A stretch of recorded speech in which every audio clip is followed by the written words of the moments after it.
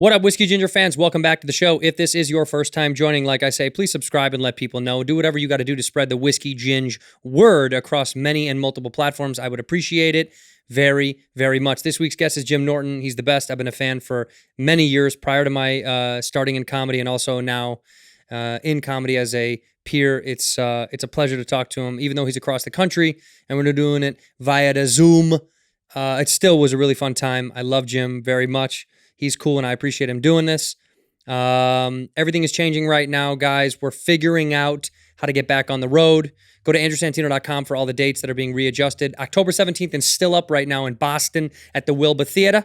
If you want to come see me there, and we're working on all the other dates in the meantime. It's not up to me, dude. It's up to your local government. We're trying our best. andrewsantino.com is where you can find tickets, where you can get merch like this cool hat, this real rocket hat, and also check out our Patreon, where I do solo Cheeto Santino Cheeto chats once every other week and update stuff and be more interactive with fans on there.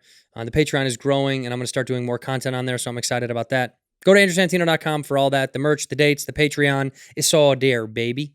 Whiskey Ginge fans, it's summertime. Summertime, baby. Get them sunglasses for them eyes. You don't burn them balls on them UV rays. Get yourself a pair of Shady Rays. Shady Rays are the best sunglasses that I've used in years. They're simple, they're cool, they're sleek, they're polarized, they're independently owned company, and they don't ask questions if you lose them or you break them. They're not making you fill out a police report. They will give you a new pair for free. Make no mistake, I'm not funking it up. They will give you a new pair for free. All you have to do is let them know. You lost them, you broke them, whatever. They don't care. They are well-priced. They're durable. They're high-quality polarized sunglasses. You lose them, you break them like everybody does all the time. In the summertime, these are excellent sunglasses to have in your home for your face. Shady Rays also is doing a good thing. They are providing 10 meals to fight hunger in America with every order placed, and they've already provided 10 million meals to this very date. They stand by their product. They have free exchange and free returns. I promote them. I really do like them. I love them. I wear them, and I really do like them. They're great sunglasses. Right now, use promo code WHISKEY to get 50% off 2 or more pairs at ShadyRays.com. Buy one, get one free. You can get 2 pairs of shades for $48 American. Pretty good deal. Go to ShadyRays.com. You can find all their new stuff. Use that promo code WHISKEY for 50% off 2 or more pairs. It's a good deal. In here, we pour whiskey, whiskey, whiskey, whiskey, whiskey. You're that creature in the ginger beard. Sturdy and ginger. Like vampires, the ginger gene is a curse. Gingers are beautiful. You owe me $5 for the whiskey and $75 for the horse. Gingers? Oh, hell no. This whiskey is excellent. Ginger. I like gingers. Ladies and gentlemen, welcome back to Whiskey Ginger. My guest today is one of my favorite people on earth. I say that for all my guests, but I mean it once again today. It's Jim Norton. Jim, thanks for being on the show. Thanks, buddy. I'm happy to be doing. It's funny. I'm happy to be doing any type of podcast or anything because I feel like I'm at least working. Even though when I'm not making money, I still feel like I'm working. So it feels good. Same. Well, you are making money though, huh? Aren't you? I'm doing radio, yeah. But I mean, like, even if I'm just doing interviews or other people's podcasts, I'm happy to do anything. Yeah, I feel the same. You know what's so funny is at the beginning there was, look, you've been a part of this world for so long as far as in the radio world, the podcast world. So for you, this is kind of second nature anyway. But I've been doing it for like a year and a half, and so many people were like, fuck this, I don't want to do, Zoom stuff and all that shit. And I was like, adapt or die, dude. Like, this is not going to be a fucking 3-week thing where they're like, dude, it's done in June, we'll be fine. So I was happy to do it. My only hesitation was comedy shows. I haven't done any stand-up shows. Have you done any of those Zoom shows? No, I mean, I've done a couple of, like, they asked me to do that whole Comedy Gives Back thing, and I did something for the Actors Fund. But I'm like, it's just got to be conversation. I don't want it to be sketches. I don't want to be fucking doing stand-up. I mean, it's depressing enough to do stand-up in a room filled with people who are laughing. To do it alone in a kitchen and hope that people are laughing is humiliating. And I would just rather wait to do it. Yeah, somebody was like, oh, there's a delay. There's like a small delay, but you get used to it. I was like, no. It's just not. The thing that feeds us as live stand-ups is the fucking immediate response and the feeling. The waiting for it, I think, kills all the momentum. And I've watched one. I got a code from a friend to, like, jump in on a Zoom show, and it was hard to watch. And it was like a good friend. It was like watching your buddy fucking bomb. And even though he was doing well, the lag was strange. It just felt so. It made me feel sad for stand up.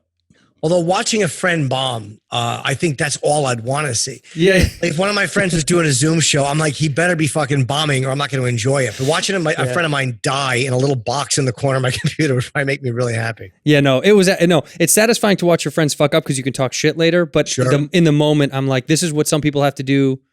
There's just some comics financially, they don't have a choice. Do you know what I mean? It's like some guys are like, no, I have the money. Like a couple of guys just went out 2 weeks ago. Like, do you know, is there a bunch of New York guys that are starting to go out again? Yeah, I mean, the clubs in Florida, you know, and of course I just did Side Splitters before the fucking pandemic hit, so I just burned that market. But like, I think Dallas and a few other places, and I got a couple of friends going down to Florida to take a date here and there. Yeah. Well, I mean, like Rogan is talking about going to Texas to do a bunch of dates because I think Texas is almost all the way open. And I don't know, man. I just, I don't know. I just feel so conflicted about this whole thing. So I've just kind of tempered it and said, we'll figure it out as we go. Because I don't want to be that guy who, you never want to be the first guy. You know what I mean? You never want to be like first to the gate and get all the criticism or all the praise. I don't want either of it. I'd rather just stand in the background and wait till it all kind of comes to fruition and then go, okay, cool. Yeah, now I'll jump in. You know, I have a bunch of dates for like September. I think we pushed most of my dates back to the end of September. And I'm hoping I can get on obviously in New York before then. I want to get on and do sets for a couple of weeks before I go do an hour. Because I literally have forgotten my fucking act. But this is the first break I've taken in 30 years. Like I started in 1990 and I've never taken a month or two off. Never. Like, so this was forced and it doesn't feel that bad because everyone's forced to do it. Right. So when we're back and running, I'll go out and do gigs. I mean, I do miss it, but I don't mind the break either because I've never taken one. We're all in the same boat. I guess that's the reassurance that everyone's kind of doing the same thing. So you're like, it's not like you're when you feel like you're not, when you haven't done stand up in a long time, you're like, I'm falling behind. This is fucked up. This is stupid of me. Like I'm in this regard, you're like, no, we're all doing the same shit. It doesn't bother me even a little bit. Cause I'm like, it'll happen when it happens. You just said you were going to do Chip before or after this. I'm fascinated with Chip, man. Do you, really? Is it something that you now, like sometimes people get so obsessed with a character or a sketch or even a fucking joke that a comic does that they like kind of glom onto it to the point when you're like, all right, I have other shit too. Do people do that now? Yeah, but I mean, it's encouraged because it literally is more interesting than anything I'm doing as Jim. Like I like doing it. It makes me, it really, like I listen back to it and it actually makes me laugh because I don't feel like I'm watching myself. It's so fucking stupid. And it's weird. It's like your mind works the same as it does when you're just doing, being funny in other ways, except it's okay to do terrible jokes. It's like, it's a complete freedom to look for the biggest shit jokes. I actually love doing it. So I don't mind when people get like a little crazy with it. It's more fun than anything else I'm doing. Me and Bobby's show. That's kind of how I feel about me and Bobby have, I do this show by myself and I do Bad Friends with me and Bobby Lee. And Bobby and I were on Cameo because we were talking about how much we love Chip and we were going to do a cameo for the show. But I just think it's just such a fun way to escape the normal shit that we do and kind of put yourself in this position to go, well, I can almost say anything that I want because no one's going to say shit about it because it's a fucking character. You know what I mean? Like you don't have to reap any of the negative benefits of it, only the positives. That's exactly it. And it's like with Cameo, like Chip does cameos and I love doing them. And people have asked me to do them, like Cameo said to do. But I'm not, I don't know what I would say as me. Like as Chip, it's just so easy just to be a fucking idiot for 2 minutes. You can be funny. You can do jokes that suck. It doesn't matter. And that's what they expect. You don't have to be sincere. You don't have to be like, I don't know what I would say as Jim. And I'm not saying I'm above Cameo. I may do them, but I just don't know what I would say as me. I feel like I have more confidence in myself as fucking Chip at this point. Right. Well, I mean, because that's like every comic has that. Your alter ego on stage is someone anyway, right? Like you as Jim now is different than you as Jim to your oldest friend, to the stage persona. Like there's so many layers to that exist. But then Chip gets to be whatever it is, and it doesn't fucking matter. Which when I feel like comics for the most part, then they have the most fun and say the most funny shit because it doesn't. You're not up here about it at all. Yeah, it's weird. You're right. And there's no agenda to it. The Chip, there's never a fucking point. Like I never care about like, am I making a political point? Am I saying like, it means nothing. None of it means a fucking thing. It's just either funny or horribly unfunny or cringe or just humiliating, but it doesn't matter. None of it matters. It just comes out and it lives as it is. There's very little editing. You know how it is. It's total freedom. Yeah, it's freedom. But isn't that kind of nice to think about? Yeah, I think about that all the time now, especially like as comedy has progressed. in the more recent years, you see everyone's gotten extremely conscious about what they're saying, even if they're like a Big J or someone who like doesn't quote unquote care about the political fucking social justice warriors. Subcontextually, everyone does. Every comic does have it in the back of their mind.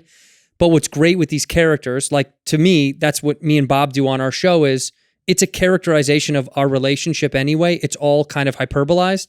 So I don't give a fuck if we're not making bold, grand statements about something or even taking a position, because it doesn't fucking matter, which is what we love about Chip. We were laughing about it the other day because I was like, you can't assign him to any category, right? You know what I mean? He just gets to like be this whimsical, mythical character, like in an old 90s comedy movie when they throw in a character and you're like, where the fuck did that guy come from?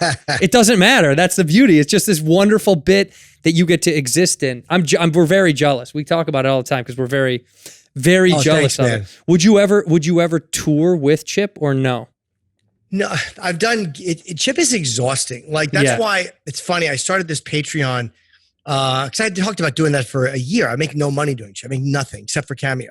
Right. And you don't have to get rich doing something, but you want to make something. I mean, this is a job at age 51. I'm not in the hobby phase anymore.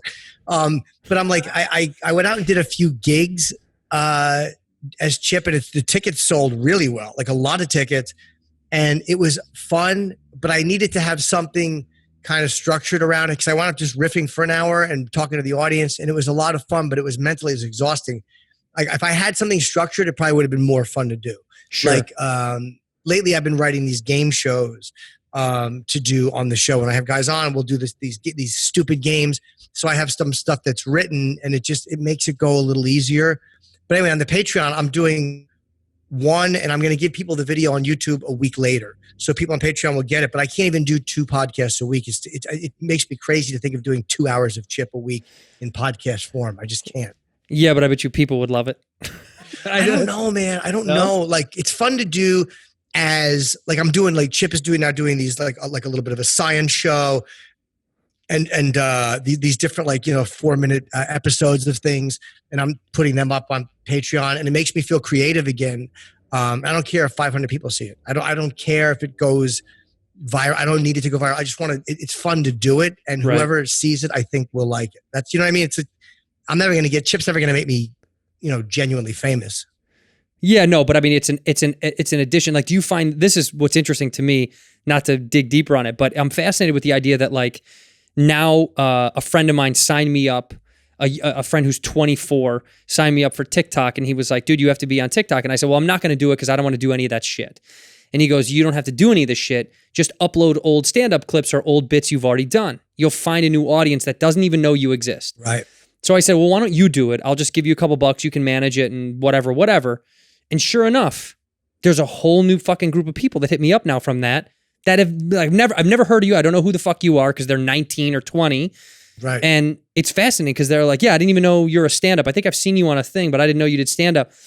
And I find as I go on that I'm like, well, these things just give us resonance in new audiences, right? Like Chip just opens you up to new shit that someone may not, like my dad the other day, my fucking dad, I called him up and he's, so old school and the internet's so foreign to him, but he's like, yeah, you ever seen these fucking prank videos of people that like on YouTube? And I'm like, I know those. And he goes, dude, I'm with this black guy, Tyrone. I'm following him. He's fucking hilarious. It's like something from 15 years ago my dad's catching on to now.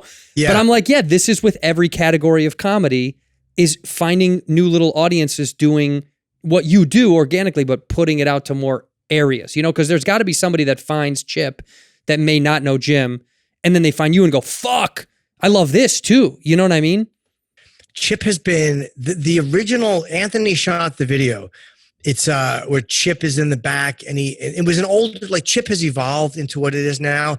But back then when I was only doing it on the air once in a while, it was kind of a stupider, like not as aggressive, and I couldn't do that for an hour. It was like literally I felt like it was too idiotic to hold an hour podcast with. Right. But it was called Chip Ruins the Mood, and it was me doing some joke in the back when we were being driven to a hotel and it bombed, and it wound up going on to World Star Hip Hop. And recently it was on TikTok. Someone reposted it from it's like 10 years old, and it got like 3 million views on TikTok. Yeah. And it is weird how this shit comes back. I've never posted. It was Anthony's video. His original video got a couple million views, and it's hit different places and got millions of views. I've never posted it. So yeah, you're right. That's the type of stuff that kind of people see it when you're not expecting them to see it. It's just wild to me to see how many more like new people that thing touches, and also because you know, the thing that I'm learning too is like the more people I meet in stand up that I didn't know before, that the more I see how many more people are in it that I don't know that are on the come up and all that stuff. It's reaching new audience members at different levels now, you know, like people that just do TikTok now or that just do Instagram videos and they get famous from that shit. Like we have a mutual friend, Kelsey Cook, that used to go out with you on the road. I love Kelsey. Yeah. Yeah. She's the fucking best. And, but, oh, by the way, so have you ever played her in foosball? We might have, yes, because I know how great she is. And I think on the road, we did try it, but I suck at foosball against anybody. So I knew I would get massacred by her, but it was more like we both knew it was going to happen. It was just fun to watch her do it. She's great at it. Yeah, it's like to watch her embarrass him. She's asked me 3 times to do before the pandemic. She was like, come on the show. And I was like, I'm going to. But genuinely, I was like, I know I'm going to get fucking beat and be embarrassed. Yeah. And the only way is to just laugh it off and go, yeah, no, it's fun. But I'm such a competitive asshole that inside I'm like, I don't want to fucking lose this thing this bad. No. It doesn't matter who it is. It's like, I don't want to get whooped on fucking, on YouTube because I know she's so good. Going into it with any sense of confidence would just be like, what a foolish fucking endeavor. But that's why I was curious if you guys went out on the road, if she ever took you out and showed off her skills. Yeah, I think she did, but I think I said I would like to try it. I hate foosball. So just to do it with someone who I only played her because she's Kelsey and she's so good at it.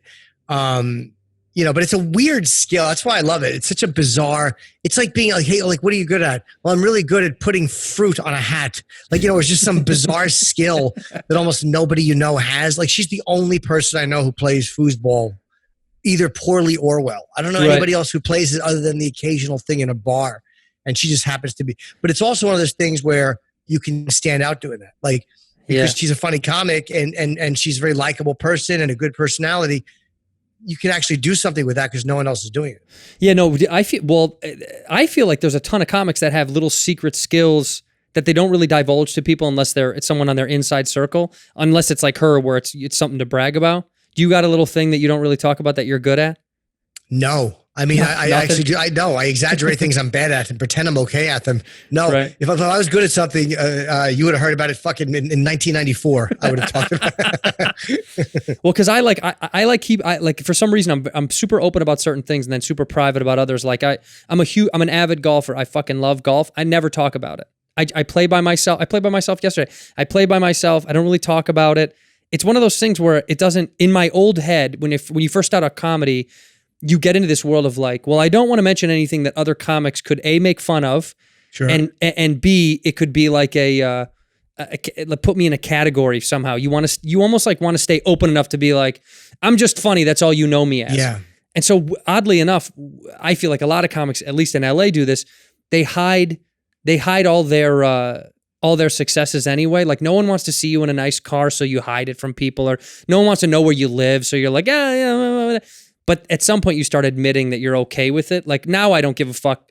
People know that I do rich white guy shit. Like I want to join a country club and golf. I don't give a fuck anymore. I'm over it. Yeah, like I worked hard. I want to do it. But I used to be so embarrassed to be like, yeah, I want to golf at a country club every day.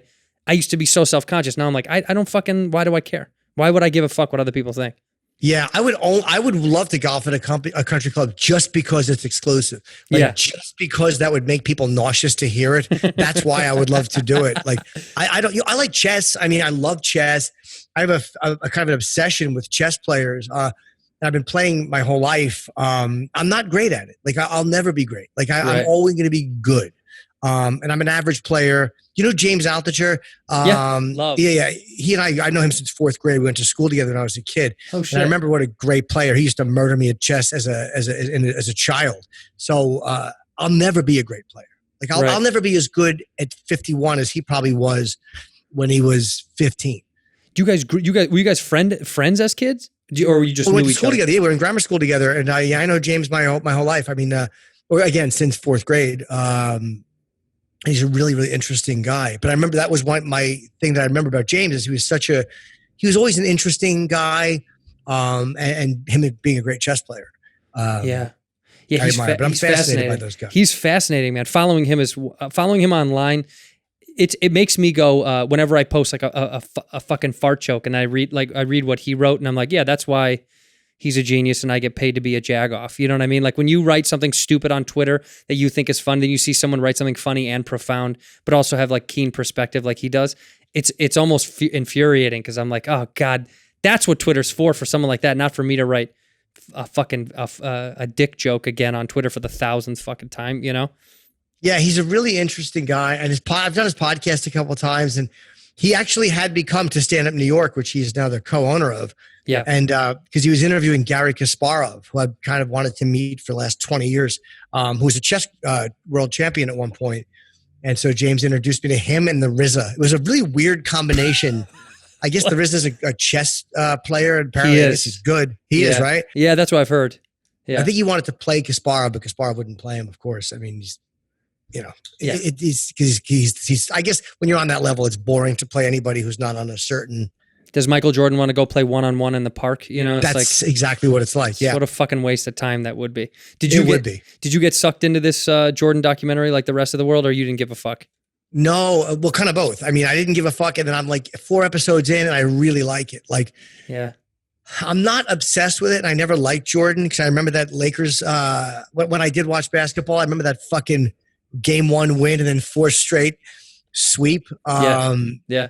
So I never liked Jordan, but the documentary is really good, and I'm enjoying what I can't binge it the way I can something else. Right. Well, as a Chicago kid, for me it was like oh yeah, you know, the thing I loved anyway. But I fell out of love with basketball kind of around after that era. I didn't really like what's your sport of choice now? I watch UFC, and that's like the only thing I watch. Really, that's it, huh? Came from interviewing athletes. Yeah. Like, you know, it's funny, Joe back in like 2005 would bring guys to The Ultimate Fighter on the show. So we always had exposure to it. But I think when we started interviewing them, and I was like, fuck man, like I like these guys so much. They were all so humble, and they're murderers, but they're nice guys. Like Liddell, I think, was the first big name fighter I ever interviewed, and he couldn't have been nicer. I'm like, this guy's a killer, and he's friendly, and he's got like basketball players, baseball players. Half the times they're dicks. Like they don't want to talk to fans. And these guys are all amazing and nice and humble. So I kind of fell in love with the mentality of these fighters. So I started watching the sport. What do you think that is? You think that's a cultural thing that a lot of times these basketball players or football players or baseball players, that it's culturally cool to not be cool sometimes in those scenarios? Like, do you think it's a cultural thing that's taken over? Because I feel like it never used to be that way. When I was a kid, even though it's always been a forced hand for these guys to do press conferences, a lot of time they just sucked it up and they did all the right things. Now it's almost like it's cooler to do the Marshawn Lynch thing where you're like, thanks for asking, I'm not going to answer. You know, it's almost like it's almost more well respected to just tell the media to go fuck themselves. I mean, I don't, why is it that UFC guys tend to be more, they're oddly more polite for some reason when it comes to these interviews. I don't know why. Well, a couple of reasons that my guess. One, and again, I have to credit Joe with this observation, is he said that they're like stand-ups in a way where, and this is his observation, is that because comedians bomb, he said that these guys get tapped in the gym all the time. Like they're always, you're getting put in an arm bar, or you're sparring and a guy is choking you, or a guy's so there's always some reason where a guy's making you tap, or a guy's get a better position than you. So he said you're always being humbled. Right. So you kind of remain a little bit more grounded. And I also think a part of it is that, you know, shit rolls downhill, and Dana is like that. Like Dana talks to people. Dana will always stop for fans. He never seems like, you wouldn't know that Dana's got $400 million when you know what I mean? Mm-hmm. So he acts like a regular dude. He talks to fans. He's always cool to stop and take a picture. So I think that they see that, and it's kind of hard for them to be dicks when the head of the company is cool. That's true. I mean, when the faces of it are like that. I mean, when I've gone out with Joe, and we've gone to do, you know, he's taken me to UFC with him, and it is wild to sit there and watch how kind of chummy it is, for lack of a better term. Like Dana will come around, we would go to the gym together, me, Joe, and Dana, and work out and talk shit. And it sounds disgusting to say it, but like he just treated me like a peer. I'm still a human being. Of course you would think so, but at a higher level, I'm sure, you know, Adam Silver, the commissioner of the NBA, isn't going to fucking want to talk to me. Do you know what I mean? It's just like, what do you do? I'm a stand-up who tours and I do podcasts. He's like, okay, great. I gotta go. This is fucking, I'm not gonna waste my time on some 6'1" white podcast comedian kid. Fuck out of here. No, so I just feel like the culture is very like friendly, and it's extremely like, and granted, I do have Joe as my ticket into those things, so that's a different perspective. But for some reason, all those guys you could be right. It's like they get that. They feel that denial, that shitstorm that comics feel of being in a fucking Motel 6 after doing 5 shows and getting paid a quarter of what you thought you were going to make at the beginning of your career, and knowing you're going to have to drive another 12 hours to get back from fucking Nevada. I think those things are kind of like getting tapped out, or quite frankly, getting the shit beat out of you too. I'm sure when they take a fucking loss, that does something for the head too. You know, not the physical exhaust, but the mental wave. I mean, you've been in a fight when you were a kid. When you lose, it sticks with you for like 4 days. Like you keep replaying it in your head over and over, you know? Like, do you remember the first time you got fucking beat up? You know, I forget the last real fight I had. I was still a kid, like in grammar school. And I don't remember if I won or lost. I don't remember. I just remember I probably lost. And the kid who beat me, I wound up shooting himself years later. So you won. You won. In the long run, yeah. He was a buddy of mine. I really liked him, but we would fight a lot. He was kind of crazy. Yeah. And I hated it wasn't even being beaten up that I was scared of. It was the embarrassment of being beaten up. Yes. Like it was the humiliation. I don't think it was being punched. It was just the anticipation of being punched much more than the actual punch. Right. The physical hits for some reason goes away once you're in the middle of it. You also realize, and I've had talks with a few UFC fighters that say the same thing, that like if a fighter says that he's never been scared, that he's a liar. Like everyone has the same instinctual thing where they're excited. Maybe they're more adapt to it than you and I, but they're all still a little bit nervous / scared / anxious to like get it going, because the physical violence I don't think is as scary as all the other fucking things that go into it. You know, I was always in a fight for me, and I probably the last couple of fights were in college because I was a bonehead and hung with fucking idiots that always wanted to get in trouble. But the last couple of fights made me realize how bad I didn't want to fight, because the aftermath, even if like I didn't lose or get punched that many times, I always felt like such a loser. Like I always felt like a fucking, like, who was that? Right. Who was that for? Well, you know what I mean? Like, and it was always over some bullshit. It's usually either a girl or you said something to me drunk. I don't think there's anything, I don't think there's any other reason that people fight outside a professional fight. It's just like drunk or a girl. That's, there is no other reason, you know? Or road rage is a big one. Sure. And I watch so many of these videos where guys get shot, or one punch and dead, where a guy gets hit and he cracks his head on the thing that keeps your car from rolling at the end of a parking space. Right. And all these random ways. And that kind of makes you, when you see enough of that shit, you're like, that's how it happens. Like, right. You don't always get punched and get up. A lot of times, like, who the fuck wants to eat through a straw for 8 weeks? Who wants to fall and have their teeth knocked out on a curb by some stupid, like, I'm 51 fucking years old. I've made it this long and I can still walk and shit. Like, I don't want to wind up in a wheelchair or cracking my neck because, I mouthed off to some fucking giant Russian. It's like, it's stupid. And at this age, I'm just like, self-preservation is more important than. Oh, of course. Well, also that's what when they show in health class for kids, they show them like the worst STDs, or you know what I mean? Like they show them like the worst of the worst of the worst to try to thwart them from having sex. They should do also an instructional video for boys' testosterone levels, to go, you want to get into a fight? Watch a guy get his head cracked on the fucking curb and then think about getting into a fight at school. Because for us, people fought at school constantly. In fact, I'll never forget one time at lunch, I see the cafeteria, everyone stands up and they're yelling. I'm like, oh shit, there's a fight. And I stand up and we can't really see, but we see a guy's arms like this, just going down, in a sea of people. Like he's punching down, punching. And then a teacher comes and kind of chokes his neck and pulls him off, and then grabs another person. They pull him up, and it was a girl.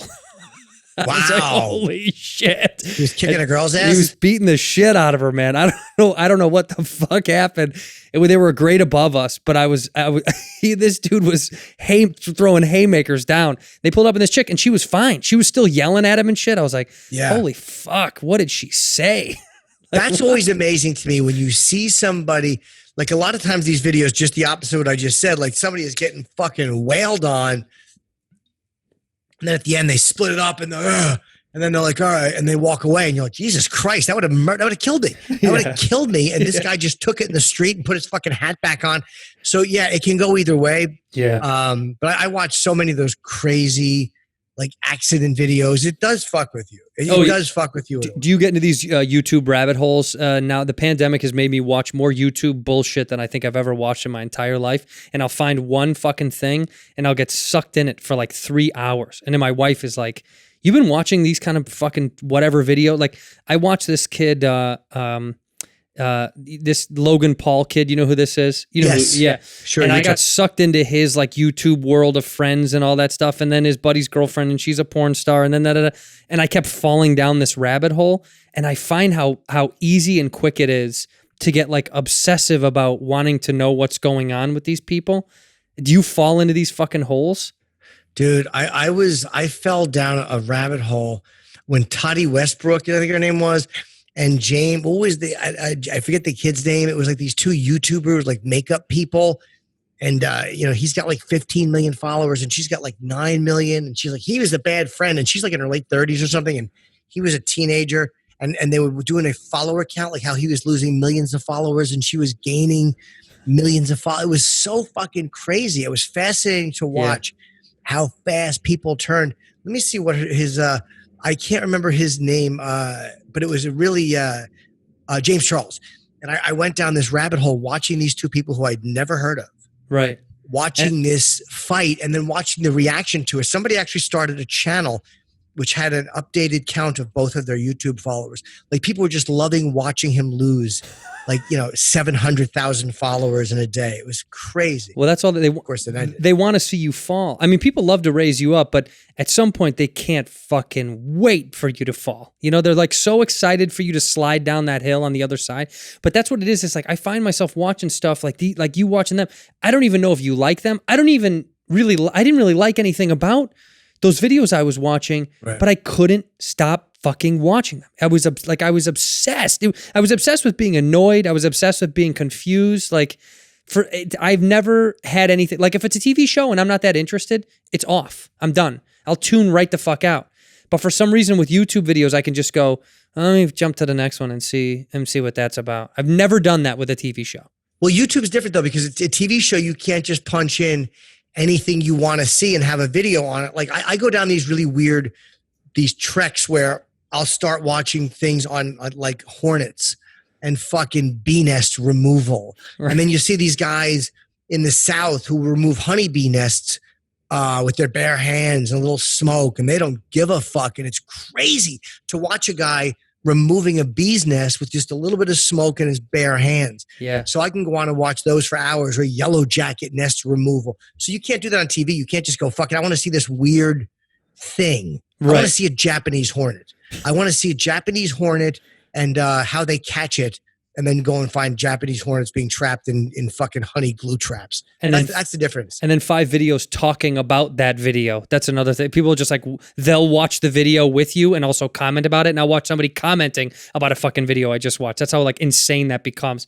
You just reminded me when I was a kid, my grandfather we'd go down, my grandfather's in North Carolina. I mean, gone now, but they had a small little farm, but he loved honeybees and he was obsessed with having bees, and his bee farm grew larger. He would walk out there. He would put me in like a fucking hazmat suit, and he'd walk out there with just long sleeve shirt and jeans, even if it was the dead of the summer, just to make sure no skin was exposed, and just like a little bit of face covering and nothing else, no gloves, and he'd go right into it and fuck with them and never get stung, not once. It was Would he wild. smoke them first? Like, this smoke helps, right? Yeah, a little bit, but even still, he claimed that they know scents. They smell you. They can smell a familiar scent, and if it's a non-threatening scent to the colony, they don't start to sting for some reason. But I was like, really, is that an old grandpa thing where it's like they smell me? You know what I mean? Like they know who I am. Like I don't know if that was bullshit, but he would just say that they recognize familiar scents. So he wouldn't get stung, but he'd go in there with, nothing on his hands, barely anything covering up his neck, just over his eyes, I think was around his eyes. That was like almost the only thing he had. And as a kid, I was so fucking panicked, and he would try to push me closer to get near it and, like to stop being a pussy, like, come on, get in. I would freak out, and just to watch him not get stung, to be all over his arm, all over his neck, by his shirt. He'd flick his shirt just to get one like crawling down his shirt. Isn't it crazy the lack of fear is so, because bees terrify me. So I'll just watch people handling them and not being afraid. And there was one video I used to watch. This guy would pet hornets. He would literally, he had dirty fingernails, and you'd see his fucking little, it was like almost like a pedophile hand just kind of creeping into the thing. You're like, fut, fut, fut, fut, on the fucking, I'm petting a wasp, petting a hornet. Guys that would feed hornets by putting honey on their fingers and standing outside a tree where a hornet nest was. Right. And these guys are they don't give a fuck. And the hornet's landing on them and fucking eating the honey and then taking off. Like I would have such a panic attack. So these are people this is the great part of the internet, is you can watch people like this and that they do exist. Have you ever seen the one where people make small food? I just saw this. They make tiny food for hamsters or gerbils or something. They'll make like a real meal, a meal that you would eat, and they get it down to like 1/100th of the size. They make dude, look it up, like little pancakes, like little tacos.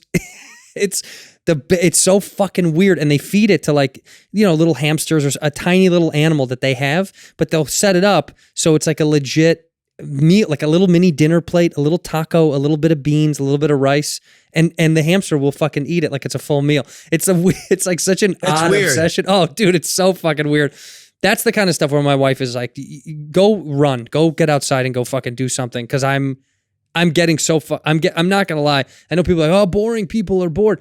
I've been getting bored because after I do the podcast and after I've been writing for a little bit, I don't know where else to go. I mean, you guys, you're in New York, right? You're stuck in New York. Do you feel like you want to start to get out and leave? Because I know a lot of guys took off already, and they're either renting a place somewhere just to get out of New York, or they're just trying to start to tour. Are you just going to stick it out in New York? You're not going anywhere? No, I bounced around. I've gone upstate, like just to get out of town for a couple of days and write and get my head. Like it helps a lot. And I've been doing this thing where I've been doing this the whole time, is where I'm leaving my house and going to supermarkets, like, 35 minutes from me, 40 minutes from me, just to go somewhere different, just to feel like I have a destination. And now little things are starting to open slowly. So we're kind of getting there. It sucks, but I think that we're, as they say, on the other side of it. So I don't know when gigs will come back. And like you said earlier, having this is fucking great. This is going to be around for a long time. Like it's serious. We're not going to be back physically in the studio probably till after Labor Day, because there's no need for us to do. We can do our show from home, Sam, me, and the crew, and you don't have to worry about anybody getting onto an elevator with somebody sick. So it's not hurting anything. In here, we pour whiskey. Whiskey Ginger fans, if you're like me, you like to drink at a souse. You like to get soused up. Well, guess what? I have the solution to your next day hangover. DHM Detox is the cure. It's a little tiny pill. You take a couple of these pills the night before. You can take them while you're drinking. You can take them during or after. Take them all the time. Just take the pills all the time, but they are hangover cures. A lot of times people think your hangover is due to the fact that you're dehydrated. That's part of it, right? But it's more that this wasted body of yours is getting rid of all of its major nutrients and vitamins, and DHM Detox does just that. Take care of your body, man. Whether you have a few drinks or you're going full board trying to get trashed, dude, no days wasted, man. Enjoy your drinks without the nausea and the headaches of the next day. It's a science to boost your body's natural response to alcohol and break down all those toxins. The key ingredient is a plant extract. It's from Asia for centuries. They've been using it. It's from the tree of the gods, man. Take 2 capsules, let it go to work, enjoy your drink. There's free shipping right now. Don't you want to feel better the next day after you drink? You got to take these pills. It's a risk-free purchase. If you don't like it, just let them know. They'll give you your money back. How easy is that? Right now, you can get 20% off your order. Head over to dhmdetox.com. Use the promo code whiskey at checkout. That's dhmdetox.com. If you have any questions, message them on Instagram. Let them know. 20% off your order. It's totally worth it. Use the promo code whiskey. Drink it, and don't have a hangover. Ginger. I like gingers. Right. Well, down here, it's been the difference has been huge. Of Where like, are you? In LA. I'm in Los Angeles. Yeah, but from here compared to here to like Orange County, It's like the two worlds are so far apart, but they're only, 20 miles from us. They don't give a fuck. Everything's reopened. And it's weird because LA County, the opposite. Most people here are still kind of on this panic mode theory. Most people wear masks constantly everywhere, not just like in a store, but just walking down the street. But you go down to Orange County, dude, it's like a time machine. It's like nothing ever happened. It's crazy. Yeah. It is crazy how like Westchester is opening up too, which is about 30 minutes north of us. It's where Sam lives. Manhattan's not going to open up for a while. Not going to start until early June. But yeah, 20 minutes away, half hour away, and everything is kind of back to normal. So I'm glad too. I'm getting crazy. I forget, but I'm like, it's a little soon. But then I'm like, we've been this for fucking 11 weeks. We've been stuck like this. It's a long fucking time. Do you know anyone that got sick? Oh yeah, a friend of mine got sick, and she was pretty healthy. And she told me it was the worst thing ever. She said it was horrendous, like really bad.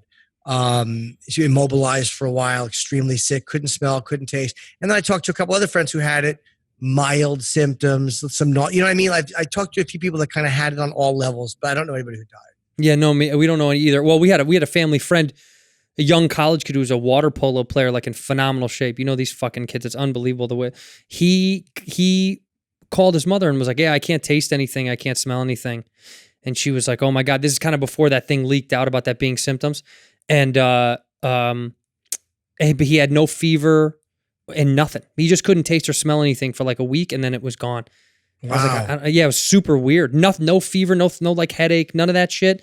He just couldn't smell or taste. So they panicked. You know, they called their family physician, and this was before that thing got out. And then when he went in, you know, lo and behold, you know, got tested and he tested positive for it. So they told him to quarantine, but he quarantined. He said he didn't feel sick. Not even an inch of his body felt sick. It was like not even affected at all. And I don't know if it's because of his athletic schedule of working out fucking all day, every day, that his health level was just so dominant that it beat the disease, or the virus. But either way, I thought that was fucking fascinating. Like, it just attacks certain things to certain people. Like there's certain people that don't lose any of that stuff, and they just have crazy headaches and they can't go to sleep at night.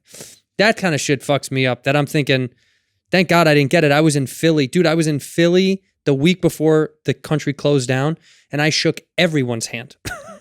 I did a meet and greet after all 4 shows, sold out, shook everyone's hand, took photos. I did like all the things that I normally do, and I didn't think anything of it. And I guess I'm lucky then that I didn't get clipped early in February, whatever it was. I wonder if I was sick, because everyone now, we're going back over. I was sneezing in January. We're all hoping we had it and got away with it. Right. But I was extremely sick. I was in Italy for the holiday, and then I came back at the end of January. I was like really, like I was coughing up blood in the morning. I thought I had cancer, and I wound up going and like, no, I think they said it was bronchitis, but I thought I might have walking pneumonia. Like, it was fucking horrendous. So I'm going to get tested. I'm hoping I had it already and I'm done with it. But it was probably just a bad case of bronchitis. Like, it's fun to watch everybody going back down fishing, thinking, well, I had it, I'm done with it. But I probably just had bronchitis. You coughing up? Have you ever coughed up blood before? No. And I talked to my doctor, a friend of mine who's a doctor, and he said it could just be because it's a very harsh cough. And I took like some steroids for it and it stopped. Like whatever it was went away. And I got chest x-rays and everything. Did you ever smoke? No, I quit in 2001. Yeah. And I checked it, and it went away as soon as I took the steroids and the inflammation went down. It was fine. And then the bronchitis went away and I was good. That's like, you know, when people say, they're like, oh, I think I already had it. Like, I'm fine. It's like, first of all, we have no idea if you had it unless you got tested for it. But people say that. It's like when Trump is like, I'm as healthy as I could. They went to the doctor, said I'm super healthy. You're like, okay. Are you sure? Are you sure? You sure you don't look like the pinnacle? Like my father smoked for I don't know, 40 years, you know? And he goes into the doctor and he plays this game with me where he's like, yeah, no. I'm like, you know, I've been getting checked out because he had polyps and all this stuff.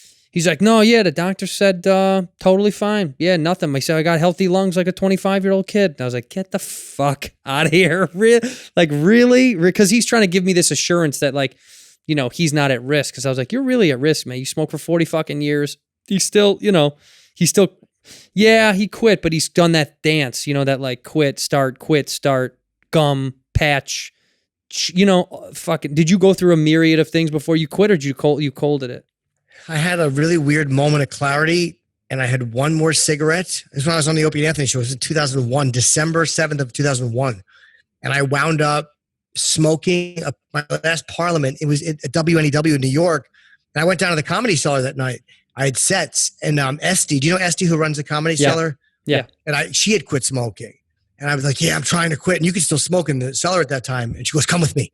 And she took me and she walked me down to Bleecker and walked me into CVS and helped me, showed me what the patch. She's like, you got to do the patch. So I did the fucking patch. I did the whole program. Craved. I was crying. Me and Colin quit, had an argument like 2 weeks after I quit.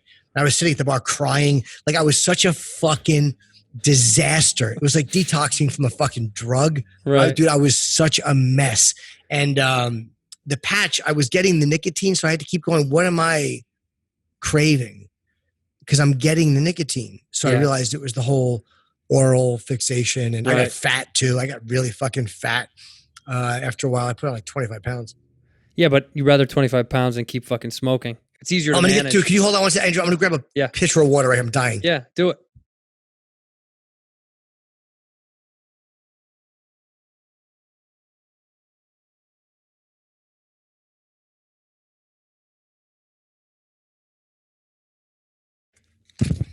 Yeah, so SD really helped me, and I just never smoked again. And it's weird. Do you ever smoke? You know, I smoked on and off for a little bit. Everyone in my family smokes. I feel like growing up, everyone I knew smoked or either quit or was going through the cycle. So I smoked for a little while, and then I quit. And then I honestly, about 4 or 5 years ago, I started again a little bit, and then quit again, which was nice. No, but I'm fine now. But I will say I liked it so much in my high school, college years that sometimes once in a while I do grab a pack of cigarettes and I'll smoke them. I'm not going to lie. I used to try to cover it up and all that stuff, and I was embarrassed about it. But yeah, it sucks. Once in a great while, I just grab it just because I kind of miss it or I want. I think it's also that comedic mentality of like, I'm a drinker. I love drinking. I keep it under control. But we all kind of want something to fucking alter the brain, whatever it is. You know, everyone's got their own. Yeah. Yes. I don't know. You know, I think a lot of comedians have an addictive personality as well. And so you find whatever the thing is. And once in a while, when I get in a rut, I'd like to grab a pack of cigarettes because it helps me kind of focus on something else other than whatever's going on in my mind. So I haven't done it in a while. Yeah. I envy your ability to do that, man. I envy your ability to fucking do it a little bit. Like I can't. Like I'm such a fucking, I'm all or nothing. And I enjoyed it, you know, but the older I get, like I'm so happy I quit almost 20 years ago because I'm like, yeah, your lungs probably came back, and how old I would look so much older right now. It fucks your face up. Like I try to be like, the vanity is kind of what keeps me away from it too. You don't want to be like Nick DiPaolo and start at 45 or whatever the fuck it was. Did Nick start late? That's funny. I don't know. He started really, he's like, he picked up smoking when he was in his late 40s. I think that's so fucking funny. It's like you made it that far in life, but you're like, yeah, fuck it. I'll just go backwards. I'll start all over again. No, I have my vice tends to be, my vice tends to be booze. Booze for me is, I've always been, it's in my family. Everybody drinks in my family. And, it's hard for me it's not hard for me to control it, but it's hard to think that I'm not going to have it. Do you know what I mean by that? Like, I just enjoy it so much that it's just a thing that's always been in my life. I mean, but I see so many friends getting sober. I have so many of my friends that are now getting sober, and it's weird. It's affecting me in a weird way. It's almost like everyone around you is sober, so no one has a drink anymore when they come over. So it makes me go, well, should I fucking stop drinking? I don't want to, but I'm like, should I? I don't know. It's really strange. It's like if you have a lot of friends that become vegans or vegetarians, you start eating their fucking meals and you're like, I guess I should jump on this train. It's not like it's an unhealthy thing. I don't know, man. It's really strange. It's weird for all your friends. Sorry, all your friends are doing it. It's like a mirror. Like, well, if they were all fucked up and they decided they had to quit, maybe I should too, because I'm in the same boat they are, and they obviously think they had a problem. So maybe, sometimes a bunch of people quitting something is just like, it's not as fun to do it alone anyway. Who wants to just sit there alone drinking fucking vodka at 11 o'clock at night? It just sucks. No, it does. And like I've learned to like, I I've learned to like make it so it's when I go out to the comedy club to not just have a drink every time, because that became such an easy habit to just go, Right. oh, I'll just grab a drink. I'll just grab a drink. I'll just grab a drink. So now for me, it's like, oh yeah, I'll only have a drink when I'm with somebody or, you know, at a party or at an event, because it was wearing me thin on the road, especially. I mean, just in this last run, we were going out and drinking in every city. I knew somebody again, you know, on tour. And I was like, oh, we'll go out and go fucking drink. And it does really, they think it's your first weekend out. You know what I mean? Everyone out is like, let's go fuck around and party and go hang out all night. And you're like, dude, I just did this in 4 cities. I just did this. So it's like, it gets old, man. It does get old, and I'm fucking boring on the road, man. Like I used to always try to get laid, and I stopped that years ago. It was too exhausting, and it didn't work that often. And it was, 1 o'clock, 2 o'clock. I would go home and just jerk off anyway. It's like, what am I doing?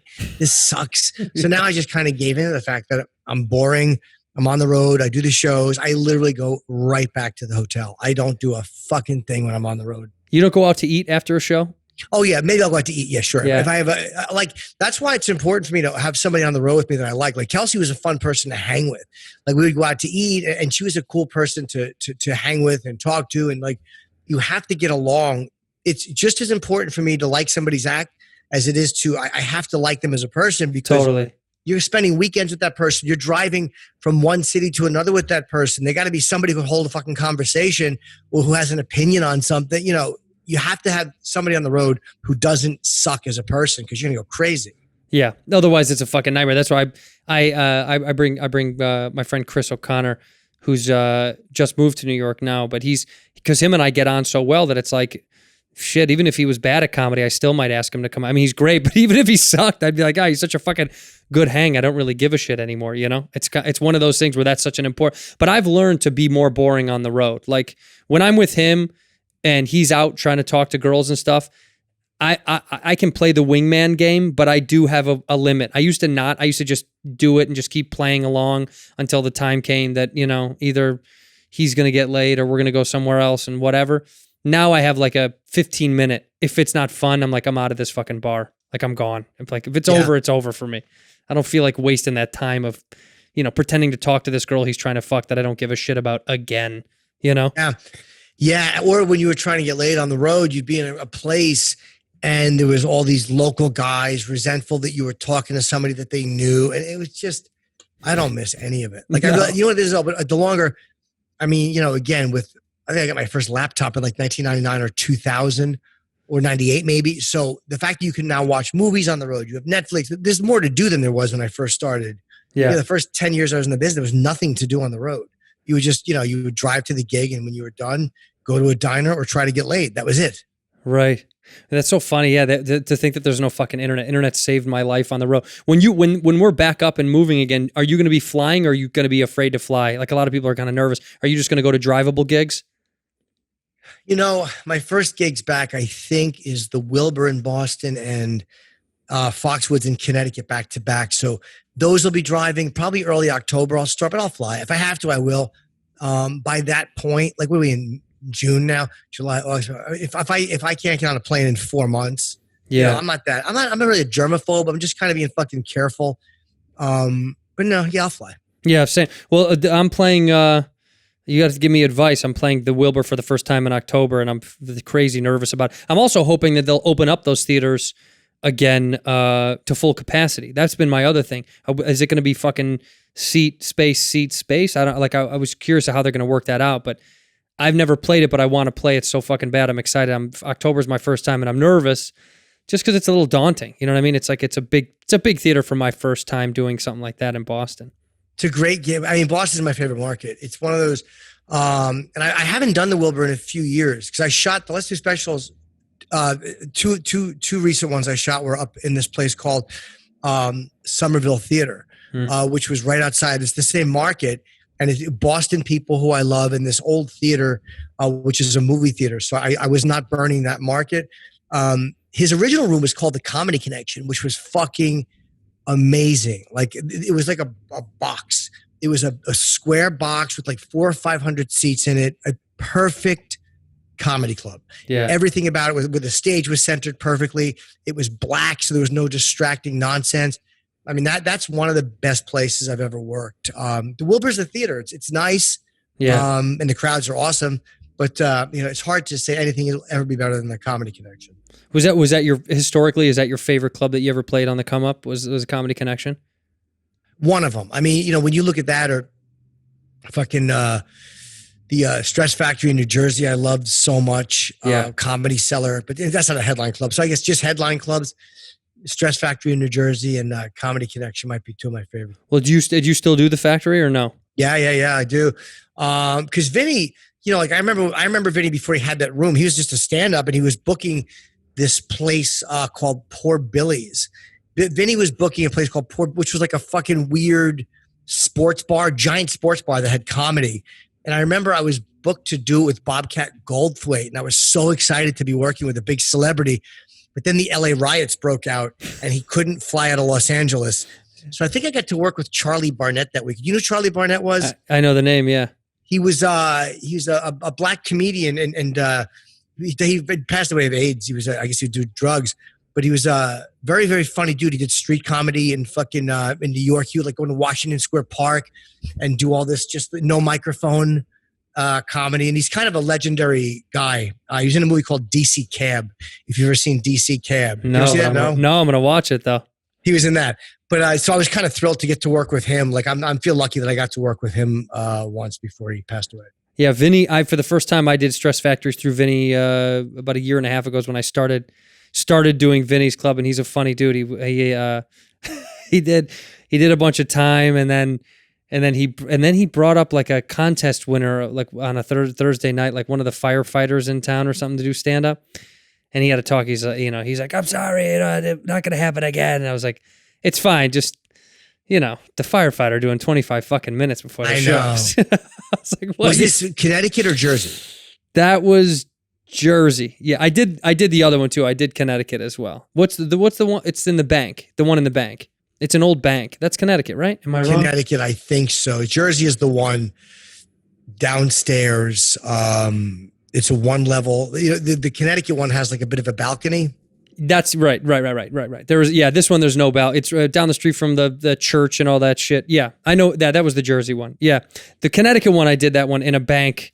It's like an old bank or something like that. It's really weird with like a super vaulted ceiling. But yeah, no, Vinny's a good egg. I like him. He's just, he makes me laugh because he's once you're a comedian, you're always a fucking comedian. I don't give a shit if you're a club owner. It's never going to leave. It like won't leave his system. You know what I mean? Like he has to do something performance art wise. And also he loves talking shit about other comics. That's like his favorite thing. He loves. Yeah, and I love Vinny. Like I know Vinny again since probably 1990. Oh, he's all okay. He's all I know Vinny. Vinny is the one who told me that Kinison died. That's how I found out Sam Kinison died. I went to Vinny's house and we were going to do something. He lived down the street from me. And he's the one who told me, so whatever that was. I've known him kind of since then. He was just a road guy booking like that, this place called Arbajohn's and that place called Poor Billy's. And I think he had another Stress Factory before this one. Like I remember the one he has now has been there for probably 25 years, but for some reason I thought he had another location first. My memory is going. Is there a club across the country that you'll never ever play again because the experience was so dog shit? Yeah, the only one I can think of is Off the Hook in Florida. Because here's why. I had 4 shows at a certain guarantee, and I didn't sell very well. So they're like, look, they would love to cut one of the shows on a Friday, and I was like, no problem. Give me 75%. Like, I'll prorate it. I'm okay. Right. And they weren't that friendly. And at the end of it, like the owner didn't even say, hey man, thank you. Or like, or be friendly about, and it annoyed me so fucking much. It was like, I didn't contractually have to give you back any money. I was happy to do it. Right. I was okay doing it. I didn't want to steal from you. Like it was fine. I wanted you to make money, and hey, I didn't have a great weekend. It's awesome. The hotel you put me in had fucking ants in the little peanut. So what? So that really fucking annoyed me. But it was over the way he acted about it, like not coming out and just go, hey man, I appreciate it. Look, I didn't need I didn't think I made a donation to a fucking children's hospital. But if somebody gives you back a quarter of the money with zero complaint, at least be cool about it. That's a very cool fucking move. I got to tell you, you're a bolder man than I would have been like, fuck you, I'm keeping the fucking money. Just don't invite me back. I'm keeping the money. I don't give a shit. Yeah, if I would have known he was going to be a dick, I would have. And that was just one of those ones where, people didn't give a fuck about coming to see me. So right. if it's a club I've done a bunch, like, in Side Splitters, I've had amazing all sold out weekends. Last time I went down, it was good, but there was seats open on the late shows. But, I didn't give anything back because I've had great weekends there. It's just one of those weekends through where it's okay. Sure. But if it's a shit weekend, I'll offer money back. I'll give money back to a few clubs where I'm not selling crazy, because you also don't want to fucking price yourself out. Like, they'll always have me back because I'm reasonable. Like, I don't think that I'm going to fucking command Chappelle money. If I sell great, you bonus me. If I sell terrible, I'll usually give a little bit back so they have a good taste for it, That's really not. I mean, that's a way of thinking that I think it's we should probably take some notes on. I never think about it. If it didn't sell well in a market, the guilt and the shame and the embarrassment so overwhelming that I almost don't want to talk to anybody. I sit in the green room. I'm just polite to the server. I'm nice. I over tip, and then I just go back to the hotel with my tail between my legs. That's like usually I just get embarrassed. I'm like, oh fuck, I fucked up. I don't know what happened. It's just weird. It's like a kid, it's like it's you feel like a little kid again, like you let down somebody. And like the staff doesn't give a shit as long as you're nice, but I don't look them in the eye sometimes. Like I'm like when you see a fucking waiter on the Late Show putting his fucking civilian clothes on, and you're like, oh, I suck. I fucking suck, dude. I'm sorry. Yeah, it does hurt. It's really, and also the biggest tell of all, if a staff likes you, regardless of how well you filling out rooms, is if you can kind of catch this moment when a server's bringing a drink and they look up and they smile at a joke that they hear. That makes my fucking heart glow. Like, if I can catch their eye doing that, like laugh, because even though maybe they heard it last night and they laughed again, or they're looking forward to it, I'll sit in the green room and like visually remember that fucking moment. I'll like loop it in my head, to combat it against the guy who's sitting on the other side of the room on his phone, not even looking at the stage, It's funny. I've done a lot of gigs with Attell, just at the Comedy Cellar, and we've done the road together. And when you watch a guy like that, like Dave is so good to the staff. He's so generous with everybody. He's so giving of his time, and he's a really good dude. And I'm like, if this guy, who's funnier than any of us, and if this guy can be such a fucking great dude, and be so generous with his time and be so giving to who the fuck am I? Yeah. Like if Attell, who is more brilliant than anybody working, I think, and that's big deal. A comedian likes Attell. What else is fucking new? But I mean, if a guy on that level of doing what we do can be nice to the staff, I would ever have no reason to be nice to them. Like, who the fuck am I? No, so it's true. Watching a guy like that, I toured with him and Brewer, and we did, and Burr for a while. It was called the Antisocial Tour. And I remember we went to the Pentagon, and then we went and did this Wounded Warriors thing. It was me, Jim, Bill, and Dave. And watching Dave talk to these wounded soldiers, the guys who had their arms blown off, and he was so comfortable and so fucking, they loved him. Like he was so great and giving. It was like, like that's the guy you want to be. And I'm not that guy. I'm not as good as Dave. I'm just saying I really admire him. Did you talk to any of the Wounded Warriors or no? I did, but I didn't know what to say. Like, I felt like, they don't want to see me. Like, who the fuck am I? But Dave was walking right up. Wow, what happened? How'd you lose your hand? And they were happy to tell the stories. Like, oh, fuck me, I was in Fallujah. They just loved that somebody was just talking to them. Right. So I just kind of stuck by him and, kind of fucking leached off his great conversations. Do you think we're going to see that again in the next couple of years? Because I miss that idea of a great group of comics going on the road together and putting together either special out of it or making a big tour. Because, like Chappelle and Rogan go out sometimes together, and I'm like, why isn't there a collection of guys again? Because I used to love that, like the comedians of comedy, that idea of like a bunch of people getting together. I was like, why the fuck doesn't that happen more? Do you think it's just because guys now are getting big on their own and they just don't want to do that? Yeah, and they don't need to as much, and you're coordinating 4 schedules. You got to, and again, Joe doesn't need Dave to sell tickets, and Dave doesn't need Joe to sell tickets. So those guys are just going to doing giant arenas, splitting the bill. Like, half the pressure. Yeah. So you know what I mean? It's like it's like a fun gig for two giant comics to do. I think when you're getting up there, again, you have four people, four managers, it's a lot. It's a lot to coordinate the schedules, and it's a lot. You're better off just splitting the money if you can. You know, we had a few different rotating, because my agent kind of put the tour together. We had a few different guys. You know, Artie Lang did it. You know, Stanhope did a couple of them. Amy did a couple of them, and you know, it was always four of us rotating. And I would love to do that again, because it's fun to go out with your friends. Like, you're hanging out with your friends. You're not making as much as you would, but you're also selling more tickets than I would. Right.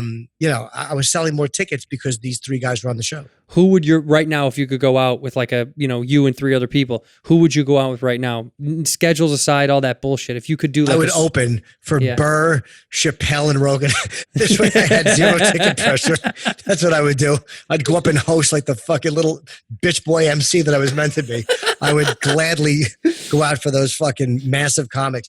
You know, it's hard to say, because like Voss is doing a cool tour, this Creeps with Kids tour, with Bobby Kelly, Voss, Ron Bennington, and Jim Florentine, which is a fucking killer tour. They're also funny.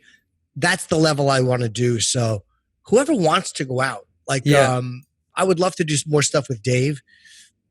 Again, he doesn't need me to sell tickets. I need him more than he needs me to sell tickets. You know, I've gone out with Stanhope, and not often, but I love Doug, so I would love to do stuff with him. Yeah. You know, I mean, I know him for, I guess, we met at the Vale Comedy Festival before Aspen, and I've told that story a lot, but we shared a room. And I remember how much he loved Mitch Hedberg. That was my first impression of Doug, was that he just talked about Mitch Hedberg. Like, that was the first time I heard a Hedberg was from Doug, but he kept all his possessions on his bed. Like, I just love how nuts Doug is. And he's so brilliant and funny. And he's a guy I would love to do stuff with. Well, I hope those things come back, because I miss the idea of, as a comic, of being a fan of comedy my whole life.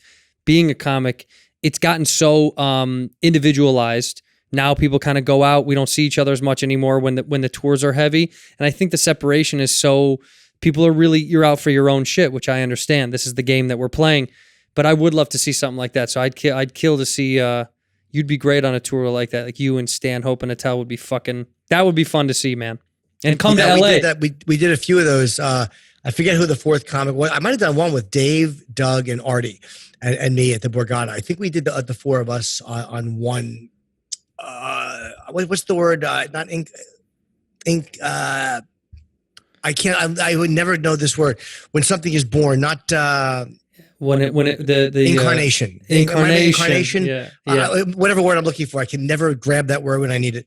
But on one version of that tour. Yeah, I did a show with Rogan at the Borgata, and it was so fucked. People are so fucked up and out of their mind that a guy came on stage. Joe let this idiot come on stage because he had stacks of cash in his backpack, and he was like, "I want to give money to your fans, Rogan." And Joe was like, "Go ahead, throw it out to the fucking crowd, dummy. If you're gonna be a dummy before we kick you out."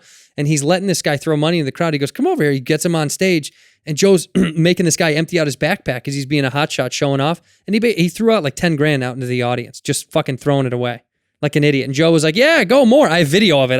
I'm from the side. Joe's like, "Yeah, go ahead, dummy." Because the guy's like, "You really want me to?" He's like, "Dude, if you're dumb enough to give away all your fucking money, go ahead and do it." So he's throwing out 10 grand.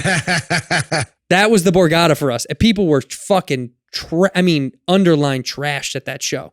They were fucking lit. I mean, I played casinos before, but that was a fucking party, man. That was it was tough. It's because I went out, I go out, I open for him. Usually it's me and Ian Edwards or Tony Hinchcliffe or somebody opening for Joe, and we switch, first show, second show.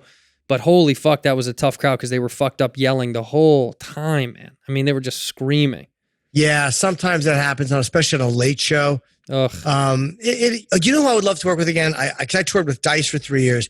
Somebody else in Dice. Like, I love working with. He's probably the most fun I've ever had on the road was with him. Cause there was no pressure because it was all Dice's fans. I was unknown at the time, so just working with him and getting to stay in nice hotels. That's probably the most excited I've been in my career. Was the 3 years I was with him. Yeah. Well, I hope it comes back soon, dude. I hope to see Hope we're back soon. Hope to see you out in LA soon. I thank you for doing the show. We end the show the same way. You go ahead and finish it with one word or one phrase to close us out to end the episode. So go ahead, one word or a phrase. Chip Chipperson. In here, we pour whisk, whisk, whisk, whisk, whisk. You were that creature in the ginger beard. Sturdy and ginger. Like vampires, the ginger gene is a curse. Gingers are beautiful.